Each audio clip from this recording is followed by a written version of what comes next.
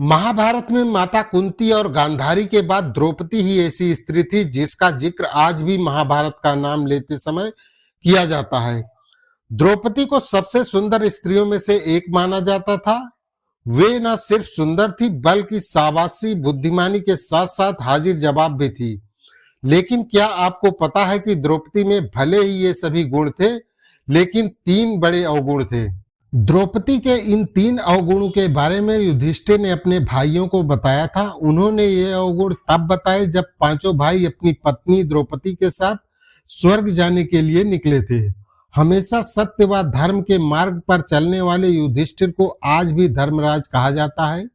वे पांडवों में सबसे बड़े भाई थे। तो आइए जानते हैं कि आखिर द्रौपदी में वे कौन से तीन अवगुण थे जो युधिष्ठिर ने अन्य पांडवों को बताए थे। महाभारत युद्ध की समाप्ति के बाद जब पांडव व द्रौपदी सशरीर स्वर्ग की कठिन यात्रा कर रहे थे, तो इस यात्रा में जैसे ही पांडव बद्रीनाथ पहुंचे, वहां से आगे का रास्ता द्रौपदी के लिए कष्टकारी हो गया और वह कुछ दूर चलते ही मूर्छित होकर गिर पड़ी।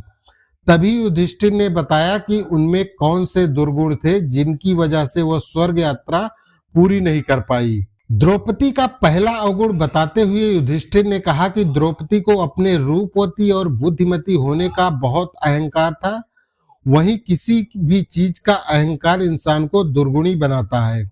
दूसरा अवगुण बताते हुए युधिष्ठिर ने कहा कि द्रौपदी ने अपने सभी पतियों से समान रूप से प्रेम नहीं किया था।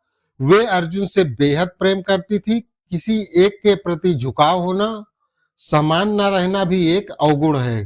तीसरा अवगुण उनका हठी होना बताया गया। इसी कारण उन्होंने दुर्योधन से बदला लेने की सौगंध खाई और फिर महाभारत का युद्ध हुआ जिसमें करोड़ों लोगों की हत्या हुई।